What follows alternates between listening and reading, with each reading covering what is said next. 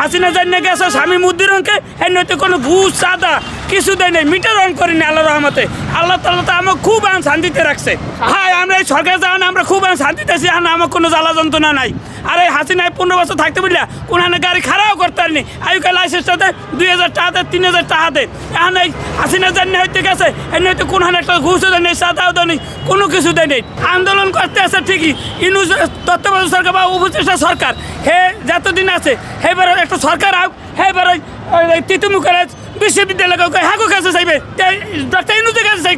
তত্ত্বাবধায়ক সরকার 2 দিনের সরকার হারা আন্দোলন করে তো ইউনূসের নামাইয়া ফিরে ঘোরাঘর আইবে হারা, এই চিন্তায় হারা ভাবনা করতে আছে। সরকার হ্যাঁ তো টাকা দিতে আছে, এখনো এত 2 লাখ 3 লাখ করে টাকা দিতে আছে। হ্যাঁ না দিতে তো না দেন। হ্যাঁ তো অনেক হাজার হাজার লোক, আমার ওই বাড়িদার একজন মারা গেছে 5 দিন পর পাইছে, নিয়ে বেঁচে নিয়ে মাটি দিছে। ষড়যন্ত্র করিয়া দেখা যায় হুলচেক করিয়া ফিরে একটা আন্দোলন করে একটা ইলেকশনে যাইব অন্য দল, এই সৃষ্টি করছে।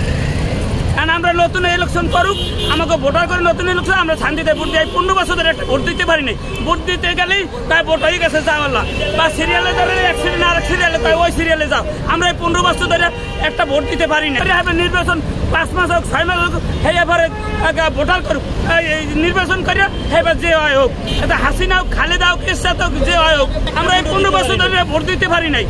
ওই আগে হচ্ছে বিকাশের টাকা পাঠাইছি, আমরা রাইতে হই হাসিনা গেলে বিকাশে আমরা ভোট দিছি।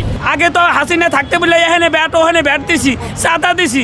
এই হাসিনা যাওয়ানোর পর এই পর্যন্ত কোনখানে একটা চাঁদা দেয় নাই, একটা ঘুষ দেয় নাই, কোনখানে মিটার অন করি নাই। হাসিনা থাকতে বললে এই পুলিশ দিয়ে আমাকে যে হরণ করছে, ধরে 2000 3000 টাকা মামলা দিতে, এবার ঘুষ খাইতে।